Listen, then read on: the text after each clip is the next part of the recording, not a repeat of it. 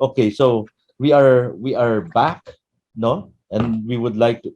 Is everybody in already? Yeah, we are all. Everybody's in already. So we would like to thank all our presenters and moderators uh, uh, uh, for today. Okay. Uh, and it's time to uh, it's time to um, for the reports of our moderators. May we call on Miss Abigail Gatdula on the case study on best practices in institutionalizing ADR in government. Miss Yeah. Gat, yeah. Yeah. Thank you, sir. Um, can we Yes, share sir. po? Ayan, okay. Thank you, Nalane. So first of, we would like to thank all the participants po. Medyo nabitin kami sa oras, no? So they're very active in sharing their thoughts and questions, and especially to our resource person, Attorney Marlu. We're very grateful that you have spared us your precious time this afternoon. So parallel session B was about the best practices in institutionalizing ADR or alternative dispute resolution in the DNR. Next slide, please. Our resource person for the session is Attorney Marlu Pelayo Alutaya. She's the incumbent chief of the legal division and the concurrent chief of the technical staff under the office of the director of LMB. So she also has a first-hand experience on ADR, being a member of the DNR ADR Committee Secretariat and a former chairperson of the panel of arbitrators of MGB Calabarzon. So naturally, she's very knowledgeable on the topic and had the first-hand experience nga on the journey of the DNR in really integrating and implementing the ADR process in their operations, especially on land management and dispositions. So thankful kami ulit sa participants, no, kasi yung 29 po na nag-join ay talagang nag-hold hanggang matapos ang ating session. Ayan. So yung the presentation generally emphasized on the integration and implementation of ADR as an effective mechanism in the resolution of disputes involved in land management and disposition at DNR. Sorry, next slide please. Well, the integration of ADR itself to the operations and system of DNR is a best practice in itself. Um, since LMB really initiated ADR process in or the ADR mechanism in DNR, no? So sumusunod pa lang po yung other bureaus. Attorney Marlu further generously shared with us some of the other best practices initiated by LMB to establish ADR in the DNR. So first, we have talked about the issuances made by the DNR that supported and really formalized integration and implementation of ADR in their operation, including the formation of a specialized internal body to ensure its realization. No? So these admin issuances by the DNR serve as the backbones of the mechanisms within the agency that were later on placed. So we have also thoroughly discussed about the best practices initiated by the agency. So that includes yung establishment of a pool of ADR officers or yung padros and their continuing capacity development. Now we look forward sana na ma-accredit na sila para po makapag-partner na at maging available sa public and trainings. The virtual ADR, which is a realized innovative idea triggered by the challenges during the height of the pandemic. So virtual platform po yung ginagamit nila sa sa ADR. The ADR on wheels that we really look forward to being further expanded to other locations in the country. So lumalapit po sila sa ating mga kababayan, no, para adalhin yung proseso ng ADR sa kanila. The ADR monitoring and result system or yung MRS, wherein we can quickly see the status or progress of disputes filed with the agency, and especially yung celebration of ADR across the country. So every December 19 po yun, for info dun sa mga hindi naka-join sa session, no? Which also became an avenue to further promote ADR and raise awareness and access of the public to such means to resolve disputes. So generally, on how the session went, no, so again very active and engaging yung session. So ang dami po naming tanong pa na, na nasa listahan. Ayan, so the session was rich and very engaging in general. Many of our participants shared their thoughts and inputs on the presented subtopics. The questions asked by the participants were generally yung reasons for unsuccessful na mediation cases, issue ng overlapping jurisdiction, yung procedures and all, no, and effect of the ADR or the dispute resolution to the litigation, and even yung idea ng ano, no, profiling of ADR officers, kung sino ba yung mas effective, babae ba o lalaki, or lawyer ba o hindi, may mga ganyang discussion, no. And then even yung magandang point na sana ma-share nga at magkaroon ng parang interagency mechanism na that would really support yung across the board na ADR process, no, para considered lahat ng factors and peculiarities ng mga issues, no. So about the challenge, and also discuss were the challenges or difficulties that the team of LMB pushed when they pushed for the institutionalization of the ADR and DENR. So sabi nga ni Attorney Marlo kanina, medyo matinding justification ang nangyari, no, at presentation talaga ng roadmap nila or yung plano, kabuuan to ensure na magiging efficient yung process. Kasi at the end of the day, yung mindset ng mga tao na na dapat sumuporta o makuha natin yung buy-in, yung kailangan nating parang i-condition na at may pakita na effective mechanism din or effective tulong yung ADR, no, in dispute resolution. And so, again, yung details ng mga innovative ideas na nagawa na ni LMB yung na-discuss. Okay, I think I'd like to highlight lang na it's very commendable how the agency really pivoted and introduced further improvements to the process when the pandemic hit. So, sorry, next slide, please. So let me summarize and relate the entire topic and discussion into 3 points: ideate, innovate, and improve continuously. So these words are related to one another, but are usually heard in the IT sector or even in management or leadership courses. But really, ADR is not that different from those.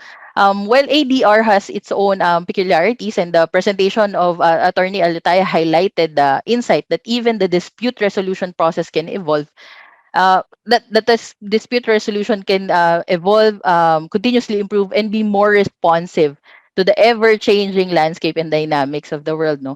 And that our policies and practices should not be stagnant and be more proactive in responding to the needs of the people, so that we could further reach more and more stakeholders that need ADR the most. All these ideas, innovations, and continuous improvement efforts are truly possible while staying true to the mission of ensuring that there is a continuing facilitation of an efficient, speedy, and practical and economical means of implementing the dispute resolution process. So I've deliberately copied yung nasa presentation din po ni Attorney Alutaya, yung closing niya, no. To practice the process of conflict resolution, we must completely abandon the goal of getting people to do what we want. So, tama naman. I think nag-agree naman ang lahat, no? Hindi pwedeng i-impose natin, no, kung anong pinaniniwalaan natin. Kasi again, nag-factor in din yung biases, no? Depending on what we know about the issue or the case. But despite this mantra, no, bumabalik ako dun sa ideate, innovate, and improve continuously. Kasi at the end of the day, while we stick to this mantra, hindi siya ibig sabihin na stagnant lang yung entire process. We really have to be responsive and show how we can really serve the people for their best interest, no. So, yun lang. So sana matupad din nga yung joint na mechanism or interagency mechanism ng ating mga opisina o agencies, no, para dito sa ADR process. That's all for us. Thank you. Maraming salamat, Miss Abigail. That was an excellent synthesis of your discussion. Nainggit ako. I wish I were there, no? And hopefully this is something that can be done in other agencies also, well, in the other bureaus of the DNR for that matter, first, no? Okay, and now may we hear from Ms. Rahana Jhan on the discussion on Rido resolution. Okay, good afternoon and Assalamualaikum warahmatullahi ta'ala wabarakatuh.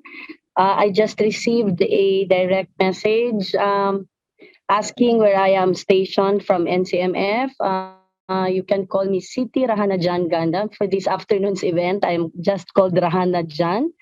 Nasa National Commission on Muslim Filipinos po ako, stationed in Davao. But right now, I am temporarily reassigned here in Lanao since the Marawi siege until the pandemic until now.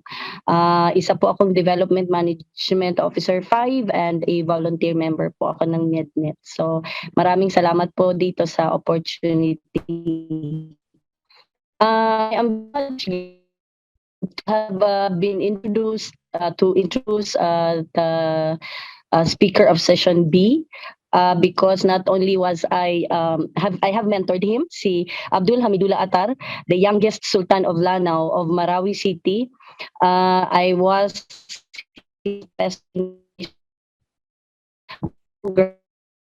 introducing him, nakakatawa ko ng puso ang isang estudyante mo ay ma-introduce mo to talk about Rido, na sana mainggit din si attorney na sa amin din siya nag-join sa aming session because not only is the topic on Rido relevant for Muslim Maranos of the South, but also for the non-Muslims and non-Maranos who can, this would be a better way for us to introduce ourselves, for them to better understand us. As we know, ano po yung Rido, isa ito sa isang mga negative na factor from being a Maranao. Isa ito sa mga negatibo na aspect, no? Every time we've been introduced, yung mga Maranao mahihilig sa Rido. Alam natin na ibig sabihin ng Rido ay clan feuding. And isa ito sa mga negatibong aspeto according to some. So let me introduce the speaker of session B. Si Sir Abdul Hamidullah Attar, isa po siyang dedicated na professional career as an executive officer of a non-government organization, and ang pangalan po ng kanyang organisasyon ay Rido din, which means Reconciliatory Initiatives for Development Opportunities Incorporated. Nagsimula po ang kanyang organisasyon since 2007 up to date. And aside from attending various training and fellowship program both local and abroad, including po US, Europe, and Southeast Asia for leadership training, preventing violent extremism, sound governance, social enterprises, and peace building, I was very proud to say na being the youngest sultan, no, nakakasabayan niya yung mga expert na mga conflict resolution members natin dito sa Lanao del Sur. And of course, among his notable achievement as a social agent of peace is being the development working officer in his past 15 years, which includes yung kanyang facilitation of the countless peace and development efforts like yung mga actual na Rido resolution of the clannish disputes dito sa Lanao. And first ever na naka-organize ng 7 major clan in Lanao, and he has compiled etong genealogy which harnessed traditional structure and leadership and has trained thousands of youth for peace advocacy involving the rehabilitation programs of the community affected by the conflict, led the campaign also for the clean and credible elections sa Lanao province in the previous years, among others. So that is actually the introductions that I made for Sir Hamidullah Attar, na para sa akin ay napaka-iksi pa nun as compared to his journey as a member of the traditional leader in Lanao del Sur. So to start with, can we show the title of the topic of Sir Attar? For those who have not, yung hindi naka-join sa aming session. Am I heard po? Baka pwede po nating maipakita yung title ng kanyang. Yes, okay lang. So let me continue, no? For introduction, si Sir Hamidullah Attar, ang aming session speaker this afternoon, a while ago. He gave us some backgrounder of Lanao, especially, syempre, alam namin na all the while, ang mga participants namin doon, hindi lang kaming mga Muslim Maranaos. Meron kaming mga participants in that session who are non-Muslims, non-Maranaos, and also non-residents of Lanao del Sur, particularly in Marawi City. So I was glad that Sir Atar was able to give us some backgrounders of Lanao in terms of land area, in terms of how Lanao was described by the Human Development as the poorest province in the Philippines, upon which poverty is triggered as a result of the disrupting conflict of the Moro people. And in this means, violence has resulted to displaced families, as the Marawi siege given as an example. So our session speaker also made mention that from Mindanao has migrated to other neighboring areas due to less opportunities, poor governance, poverty, and particularly focusing on this clan feuding, or yung sinasabi nating Rido as one main reason. And it was even emphasized, it was when our forefathers, according to Sir Atar, it was when our forefathers and recent homegrown leaders practicing Islam has somehow mitigated, emphasizing the taritib and ijma, and of course the Sharia. These are the traditional way of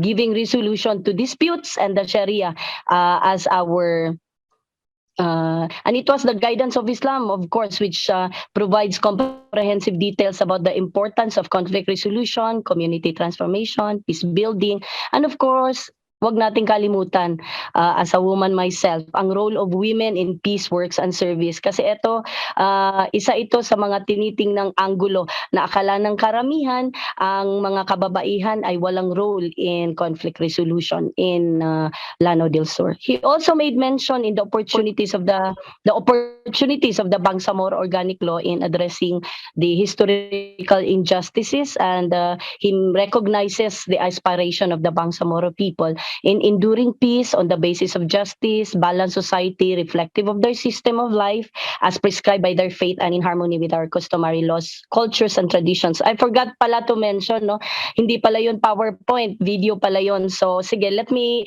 just continue. So si Sir Atar was able to introduce to us some techniques of a traditional resolution mediation processes sa isang komunidad sa Lanao. Of all the significant information that he made mention in his presentation was when he mentioned about how being brave, this is a very good adjective, how being brave as a quality among others alongside honesty, impartiality, trustworthiness, patience. He also made mention about genealogy, relationship by affinity, and consanguinity among others. Kasi alam natin, ang courage, isa ito sa mga significant factor in peace building dito sa aming komunidad. Meron ka mang qualification, isa ka mang kasali doon sa pagiging community leader, pero pag hindi ka namang matapang, hindi mo pwedeng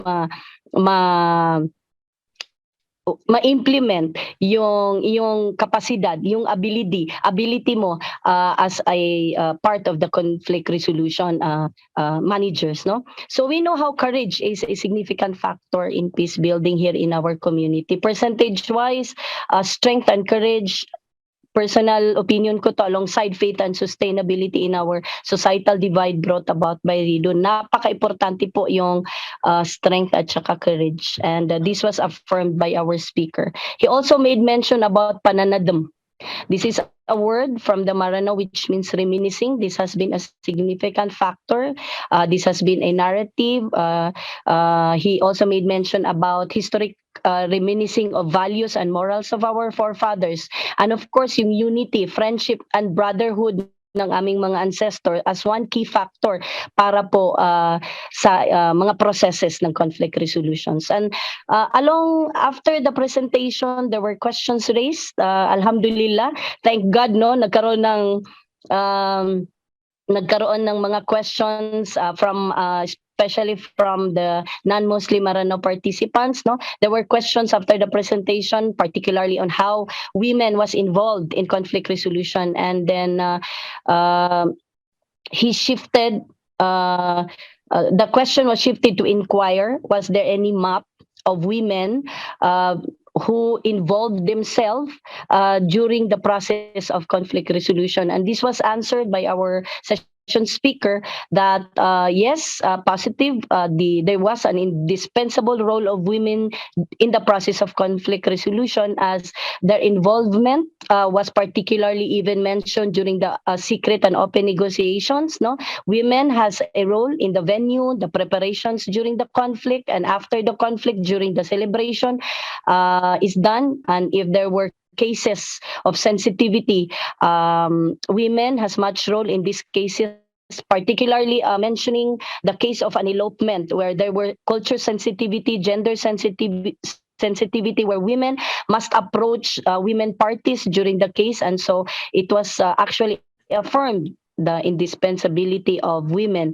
their role in conflict resolution. There was also clarifications from Ray of the ideals, no, on the topic of resources, and of course yung nuances of Rido, which the reply was the issue on the transition of conflict resolution at the moment. No, alam naman natin na nagta-transition pa po ang Lano when it comes to conflict resolution. Mentioning here the historical injustices of the Bangsamoro, which is transitioning also at the moment. And mentioning the issue on land disputes, there were examples given, which is the most difficult to manage according to our session speaker.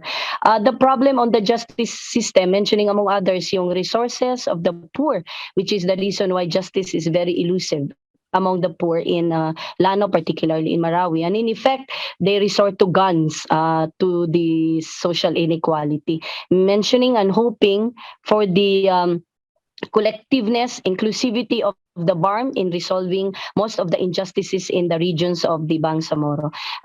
He made mention also the complex and structural issues of the historical injustices that must be approached, that must be addressed holistically, and not just by a mere policy.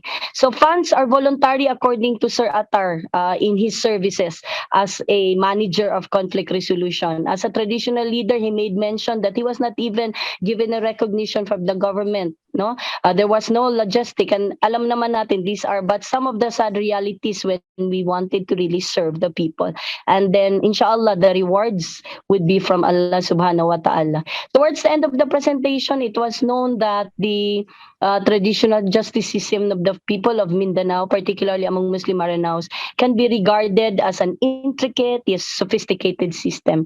The Adat and the Quran, Adat means the value, Quran is the Islamic book of the Muslims, are the foundations of the functions of these processes of the central and the local government structure. Of course, yung Sharia, mentioning the Sharia. Notable to mention was the quote towards the end of his presentation when he said that the conflict in this world is not only because of the deeds of the bad people, but also because of the silence of the good people. So among others, those are the things that was mentioned this afternoon, and we would like to thank all the participants who keenly listened, and of course to our session speaker, Mr. Sulutan Abdul Hamidullah Attar. Thank you so much, and assalamualaikum warahmatullahi ta'ala wabarakatuh.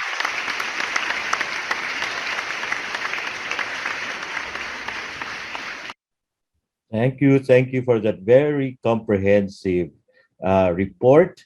Parang naroon na rin kami, di ba?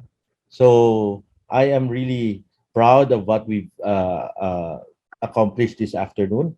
And of course, while we are at it, no, I would like to announce that Madam Siti Rahana Jhan Ganda is one of the best dancers. We Yay! Yeah, congratulations. Akala ko mananalo ako kasi sumasayaw-sayaw rin naman ako kanina, di ba? Kita ko yung moves mo, sir. Oh, Ganun-ganun ka eh. Talo pa rin pala yon. And of course, we would like to congratulate the other winner, Madam Sahara Ali. Where are you? Yay! Congratulations! Yes. Congratulations. May regalo raw sa inyo yung technical team natin. Half body pa lang yun. Paano ba yung whole body? Well, 600 pesos na. Okay. Maraming salamat. Oh, Kat, this is the Yes, end sir. of the first day of our conference. I'd like to know from you, what have you learned today? Siyempre may kodigo ako, sir. Sinulat ko yan. Very good. I think po coming from the parallel sessions, yung biggest realization ko siguro, no, hindi naman po talaga ako mediator. I'm a communications practitioner. But I think going back to siguro yung senses ko that number one,